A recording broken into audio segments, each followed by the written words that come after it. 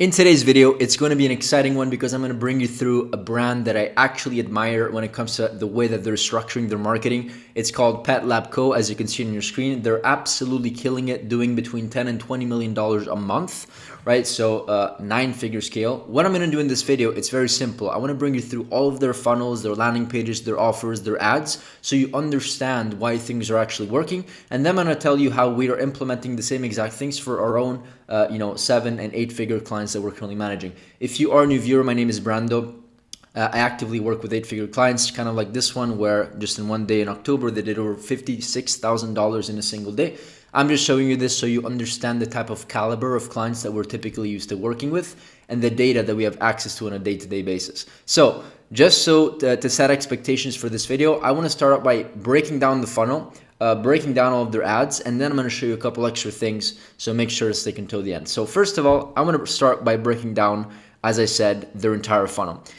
What we can see over here, when I use these tools like Atria, I like to filter by active ads just to see the number of ads that they're currently running, the numbers, how many are active, what were the most recent, etc., etc. And so as you can see, they're running well over 2,000, ads, 2,248 active ads. And they're absolutely killing it. Of course, they would never run to this scale if it wasn't profitable. They are pushing a lot of subscription. In fact, if we go over here and take a look at their funnels, we can see that they're sending traffic to many different kind of landing pages. They're using a lot of quiz funnels. They're absolutely killing it for them. As you can see, 13%, 8%, 7%, 7%. All of these are variations of quizzes. Quiz, another quiz, another quiz. And so this is what the quizzes actually look like. It's like a different quiz. It's not like one of those quizzes where you go from one step to another like horizontally and it's kind of like one page. This is a whole page and it skips you through let me just show you, it's easier to explain. Here it says, if your dog is breathing, if your dog's breath makes your eyes water, try this for 30 seconds daily and start enjoying loving kisses and licks again. No toothbrushes needed. So this is probably a big pain point because I've had 7 dogs in my entire life, so I know what it is to actually brush your dog's teeth. It's extremely challenging. So this is probably one of the big pain points. So they're starting with a good headline, and you can skip, but you can also find out more. And if you click on find out more, it's going to bring you through like a quick small like article or advertorial, call it whatever you want. Not really, but just like a kind of like some information on what the pain points are. You see dark dark teeth like this, and so it's gonna do the same thing. What are the signs? You can skip, or what's the solution? You can keep on going. It's like a landing page but with call to action, so that they're receiving commitments, which is something that is very, very smart. Okay, continue. Social proof, continue, right? And then you basically have to say, okay, how much does your dog weigh? To just say 10 to 35 kilos. Is your dog showing signs of dental hygiene issues such as bad breath? Yes. And then it sends you to the offer, which, as I was saying before, they're really pushing subscription, which is one of the main reasons on why they are able to scale to such high levels, 10, 15, $20 million a month. You can most likely only do that if you have a very strong, sure acquisition system, but a very strong backend to support the expensive ads that are actually becoming more and more expensive over time. Their landing pages is absolutely stunning. It's simple, it's to the point. They went through a quiz, they went through a VSL ad or a nice UGC ad, which I'm going to show you in just a second, just to go back over here. I'm going to do this soon. But they have a very nice landing page, sleek. They have reviews on Trustpilot. These are actually real Trustpilot reviews, so they have an advantage of this. A lot of companies don't actually have Trustpilot, so I recommend for you to have it. And I really like how they're basically just going about. It's a very visual page, okay? Very visual. There's no words, there's visuals. You see, size of the dog, it's all a visual element. Visuals, right? A quote from a doctor, probably, right? And then they start to push off subscribe and save or one time. So it's very clear that they're subscribing. And you can, how does the subscription work? They're not hiding anything, so they're probably not receiving a lot of chargebacks. And by the way, I receive a lot of questions. What's the best way to not get chargebacks when you actually sign up for a subscription? It's making sure that people understand that it's an actual subscription. It's very important. And then you go to add to cart. They have some nice upsells over here. And then of course, boom, other upsells. It's very straightforward, and then you can check out. They probably also have a bunch of upsells on the back end, okay, which is very, very cool. Now let's talk about ads, because ads, if we have to be honest, is one of the most important aspects. I do want to talk about one very, very important thing as we start introducing the topic of ads. I want to talk about the Andromeda update and the importance of diversification, okay? We actually also spoke to a couple of reps, and they told us that they are in the process of starting to judge ads based on diversification. What does this mean?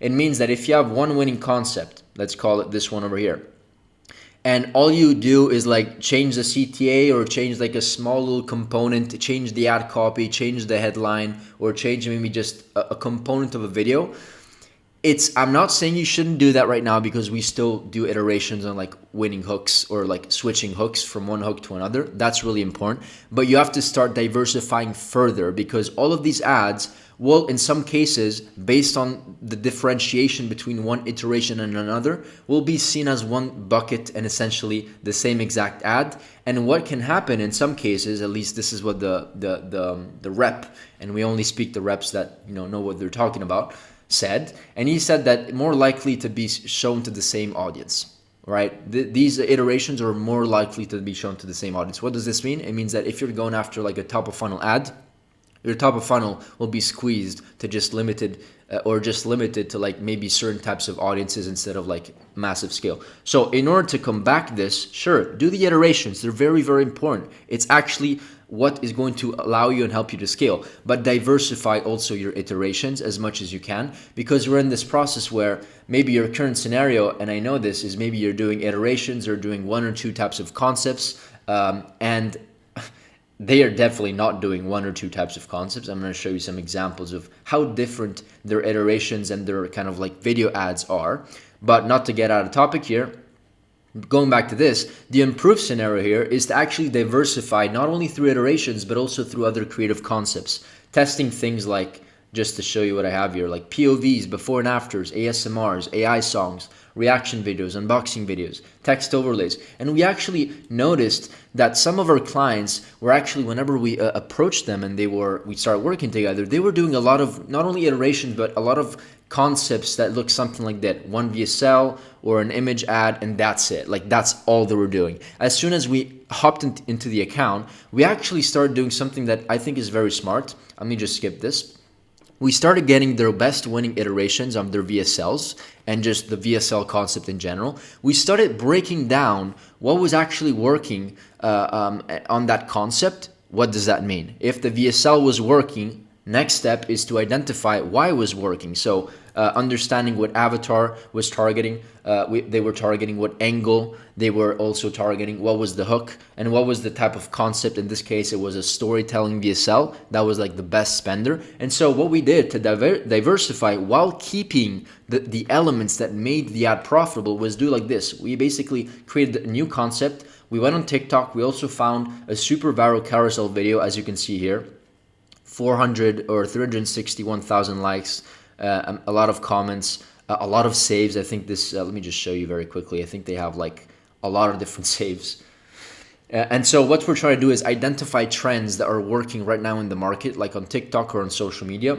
Not sure why it's so slow, but this, if it doesn't open up, it's basically a TikTok carousel video that has like thousands of saves and shares. It's not opening, I'm not sure why. But what I was trying to say is that once we find the concept, right, we dissect it and we include the elements that were a winner on the other concept, the original VSL concept, as I showed you over here, right? So we got the same elements, we transform it into like a completely different type of creative concept, and then, as I say here, transforming a storytelling VSL into a very organic carousel that tells a story. The first slide of the carousel can be the hook of the VSL, the angle and the persona addressed in the carousel can be the exact same as I was telling you before, and then we're basically just changing the dynamic of the concept. This, because it was following proven frameworks, right, of the main concept that was getting all the spend. It also got like second or third place in the spending bracket after a while. Like the client was actually struggling to do this, and we were able to do it just by changing the way that the concept was being presented to the audience, right? And so this is really, really important. And I'm going to show you exactly, just so you see it with your own eyes, the diversity of the ads that they're running. Let me just shrink my head for a sec and show you a couple of ads. Let's just take a look at this one. Just scratching or a sign of yeast? Scratching, policking, head shaking. Most owners think these are just innocent habits, but they're often... So this is an example of B-roll plus UGC. This is another example of maybe B-roll plus UGC, but with somebody that has like a green screen on. Dog parents should never ignore these 3 things. So that's another example. Let's see this one. 3 signs your dog's gut is crying out for help. Number 1, they're scratching throughout the day. This is maybe a similar concept. Let me take a look at this other one that was spending. I think I had different filters. Let me do like longest or actually active ads, just so I can see a couple of things. This is another one. She is a doctor actually speaking, which is a different one. This is a demonstration video, so another different type of creative. Is seaweed the key to cleaner dog teeth? You've seen these seaweed powders all over your feed, right? They all claim they can help clean your dog's teeth, but here's the thing. Seaweed alone can't do that. To actually help target... So this is a very direct UGC educational video, which is a different type of concept with somebody that is actually speaking on camera and saying and acting as the authority. And then there's another concept, which I cannot find, which is the one with the egg, where she's acting, there it is. Same type of thing, but with like a demo, showing the proof. This is another type of concept. What would happen if you didn't clean your dog's teeth? Sure. This egg represents your dog's teeth, white, just like a puppy's teeth. But watch what happens. Day 2, a film starts forming. It's thin, but it's there. This is a very good ad. Of tartar. By day 4, dirt and germs are multiplying like crazy. And that dog breath smell, this is where it starts. By day 7, you've got major buildup of hard tartar. Once it gets to this stage, you can't just wipe it off. See the difference? That's why daily cleaning matters. Now here's the cool Okay, let me part. just Watch finish. this. By adding ProBright Advanced to your dog's food, it starts lifting that buildup. Look at that. White again. Don't let your dog's teeth go from this to this. Right, so this is, I think it's a great ad. And first of all, it's a demonstration that what I'm saying over here, all of these videos, they might actually look similar. I just would have to play all of them. But one is like a UGC video. Another one, let me see if I can find it, is like a POV or kind of like a caption where the doctor is the authority and actually answering the questions of patients. And then another one was just a silent video of just the creator recording the dog and just not having any script, just having some captions with like a dramatic song on the back end. So all of these are like super different. This is definitely one of my favorites because it actually has this transformational process, which is one of the things that I want to talk about over here. And it's a clear transformation. If you can have a video creative or an ad that has the current state versus future state kind of like transformation, you are basically doing showing what people want to see. They want to see their dog teeth going from dark or brown or black to white. And she is literally showing you and giving you a demo, right, of how that actually works. And you can do that with pain, right? You can do it with like selling, some sort of problem-solving product that could be beauty related, right? You could do it with any type of, even with apparel, like look bad and then look good, right? So as long as you have kind of like, and we like to collect B-rolls as well. We like to collect B-rolls as well because throughout the video, we want to show people the current state. So B-rolls of the current state and then B-rolls of the future state. This is very, very important. If you have a transformation process to go from point A to point B, it's going to be a lot more direct and easier for people to make a judgment on whether they're interested or not interested to buy the product. Okay, so this is a really, really important element that is important to consider, right, when actually running ads, especially during this Andromeda update. Okay, I love their ads. Go check them out. One other thing that they're doing a lot is kind of like diversifying and they have different types of landing pages with different types of headlines. Let me just show you very quickly. You see over here, one is basically the quiz that I shared with you. This is another headline, I believe. I think this is another headline. They're basically split testing a lot. Dogs across the UK suddenly cope with poor gut balance. You see, this is a completely different product. So they're scaling, of course, not just with one product, but they're scaling subscription across multiple angles, avatars, personas, and products at the same time. Okay, so this is also what is allowing them to really scale. I do want to touch base on one more thing, which is really important. As you can see, there's a lot of ads that they're running here. Okay, and so maybe a takeaway that you might be thinking now, if I want to scale, I just have to do a lot more ads. In fact, launch 3,000 ads in a month, right? They launched 3,000 ads in 30 days, which is a lot of ads. Okay, so I want to explain the iteration, or I guess the volume increase process that we use that's working very well for us with kind of reasoning. So the goal, right? The goal here is to go from at least a decent is to at least have a decent hit rate before we decide to scale our creative process. And let me explain why. If we decide to, let's just say we're over here at batch number 1, right? And so let's just say this is week 1, batch number 1. We have a hit rate of like 1% or something like that, which means that out of 100 ads, one actually starts spending quite a bit, thousands of dollars at good ROAS, okay? Which is pretty bad. Why would you scale that? Right, that's my point. Why would you scale a process that is already broken in the first place, right? We only want to scale a process if it's like basically increasing your budget with an unprofitable ad. It's like the same thing, right? So what we want to do is first, we want to increase the hit rate, essentially the percentage or the probability that the next ad that we launch is higher. So eventually we go from batch 1 to maybe batch 2 in week number 2, where now we go from 1% to 3%, right? Or batch 3, I said weeks, but this could be month 1, month 2, or 2 weeks, and then the following 2 weeks, however you want it to be. But essentially the goal is to go from like a 1, 2, 3, 4, 5% hit rate to a 15 to 20% hit rate, where you get to a point where every one in 4, 5, 6 ads is actually going to take spend and spend several thousands and with a good return on ad spend. How do we do that? Well, we do that by strategically making hypotheses, right? Understanding and studying your ads, why the winners are winners, why the losers are losers, introducing new concepts strategically, not randomly, okay? I have a bunch of videos talking about how to increase hit rate. You can take a look at my channel. So after we do this, then we can start thinking about increasing volume with different types of iterations, but not just iterations on just like a different hook.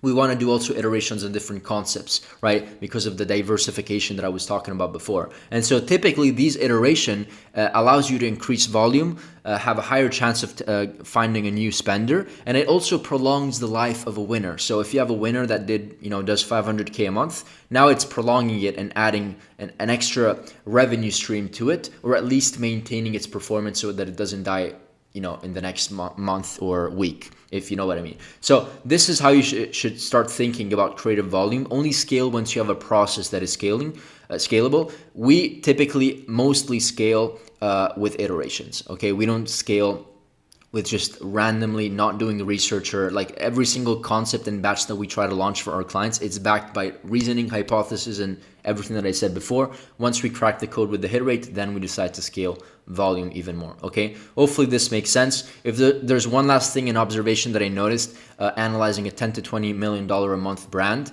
is that they're scaling across all of these aspects, which is super important. They're scaling across different types of persona, different types of offers, different types of products, as I showed you before an example, different types of markets. I believe so. I believe they're running ads not only in the US, but also in other countries. And also scaling angles and scaling creative concepts. And by the way, talking about scaling markets, I have a couple of clients that just added 5 to 15 to 20 grand a day in revenue just by adding different markets, okay? Going from like Europe to US as well, or US to also maybe Latin America, or US to a specific European country, also maybe Australia. So it really depends.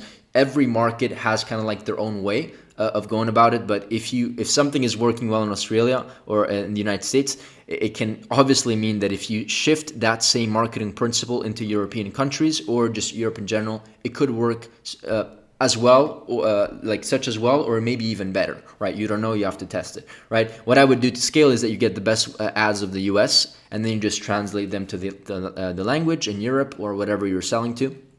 If you're doing the test in Australia, you can just like, obviously you don't have to translate anything. And if you are doing a translation, you can set it up like this, where you just translate the ad and also just build a landing page that has the same ad. Either way, these are the things where they're really focusing on scaling horizontally to a whole other level. And this is pretty much my end rant here about this brand. I really like what they're doing. Go ahead and study them, and good luck. Okay, cool. That is it for this video. Let me know if it was valuable. Let me know if you have any questions. If you are a brand doing at least $100,000 a month and you want to explore the opportunity of actually working with us, you can actually book a call. I think it's the first link down below. You're going to have a conversation with me or one of my team members. And on another note, if you are maybe a brand that just wants to explore, and learn more about how we work, and maybe speaking with me or also engaging with other community members that are doing 7 and 8 figures, you can probably join my community. That's a better fit. Regardless, see you in the next video, and that's it. Bye.